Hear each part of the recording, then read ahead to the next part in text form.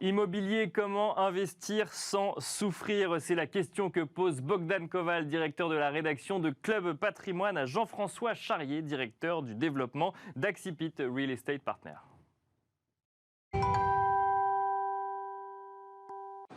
Bonjour, peut-on encore investir dans l'immobilier sans souffrir? Réponse oui pour mon invité Jean-François Charrier d'Axipit. Jean-François, bonjour.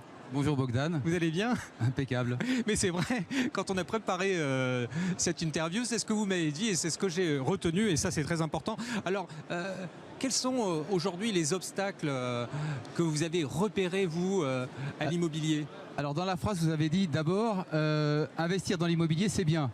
Je confirme, Oui. C'est bien, la classe d'immobilier, c'est incontournable et les investisseurs ont bien raison de s'y intéresser.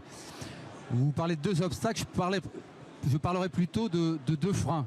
Voilà, les deux freins, c'est quoi? C'est d'une part la durée d'investissement, parce que quand on investit dans de l'immobilier direct, on est parti pour 10 ou 15 ans, et c'est pas forcément très facile pour un investisseur de se projeter à 15 ans.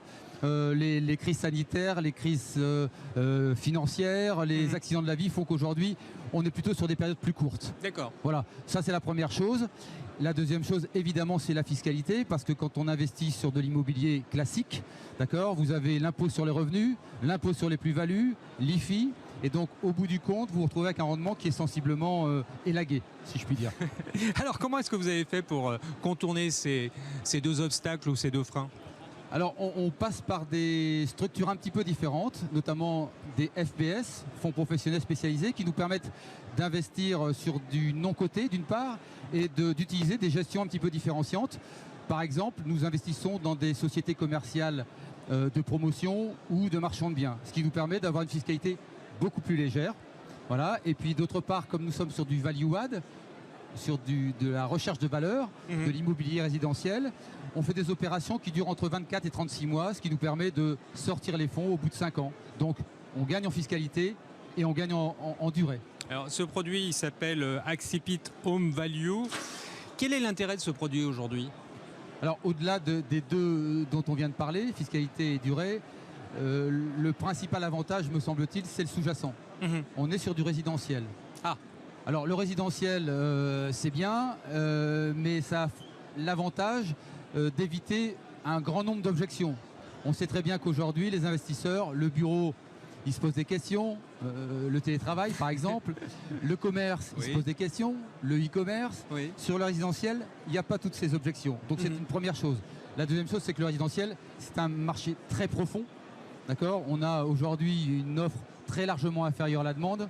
On a un patrimoine qui est vieillissant, on a des réglementations qui s'accumulent, la loi climat par exemple, qui fait qu'aujourd'hui il y a une vraie demande sur le résidentiel. Donc oui, c'est, je pense, le principal avantage de notre fonds Axipit Home Value.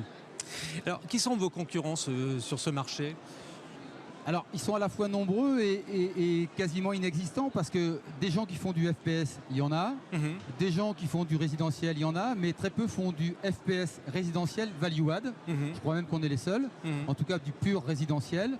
Donc, je dirais qu'aujourd'hui, ceux qui viennent en concurrence, c'est plutôt des gens qui viennent en complément, puisqu'ils vont faire du FPS sur du bureau, sur du commerce, ou sur du portage. Jean-François, on se connaît depuis longtemps, hein, donc l'immobilier c'est votre cœur de métier, mais aujourd'hui tout est cher, même le résidentiel c'est cher. Donc comment est-ce que vous faites? Parce que vous parlez de value add, comment est-ce qu'on fait quand tout est cher? Bizarrement, on trouve aujourd'hui sur le marché des choses qui sont intéressantes. Elles sont intéressantes pourquoi? Parce qu'elles sont en ou mauvais état ou complètement inadaptées. D'accord. On a des investisseurs ou des propriétaires en tout cas qui ne savent pas comment se sortir de ces investissements-là et qui font appel à nous. Donc nous, on intervient pour leur proposer une solution de sortie et notamment de solution de value add. Alors justement, Axipit, quel drôle de nom, hein? Parlez-moi un petit peu d'Axipit. Qu'est-ce que c'est exactement? Parce que c'est tout nouveau d'ailleurs. Hein. Alors Axipit, c'est une société du groupe Aquila. Oui. Alors Aquila, c'est aussi un drôle de nom. Oui. Mais Aquila, c'est l'aigle en latin. Et Axipit, ça vient d'accipiter, l'épervier. Voilà. D'accord. En clair, on voit très loin et très bien. Bon, d'accord. Voilà. Pour être plus sérieux, Aquila, donc, c'est une société d'asset management qui gère 1,5 milliard d'actifs.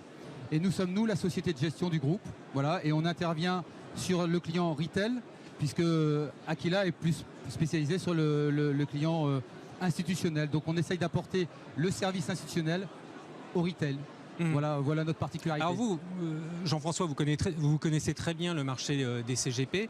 Que disent les CGP sur ce produit et sur Accipit? Comment est-ce que vous êtes accueillis par le marché? Écoutez, je ne voudrais pas être trop optimiste, mais vraiment très bien, parce que, comme disent certains, on coche toutes les cases. On apporte un produit qui correspond à ce que veulent les investisseurs, le résidentiel, l'immobilier. On est sur un produit court. Et donc c'est vrai que c'est quelquefois le frein pour les investisseurs, s'engager à long terme. Et puis surtout, on a une fiscalité qui est très légère. Donc on a à peu près toutes les cases. Comme en plus on est adossé à un groupe qui a beaucoup de...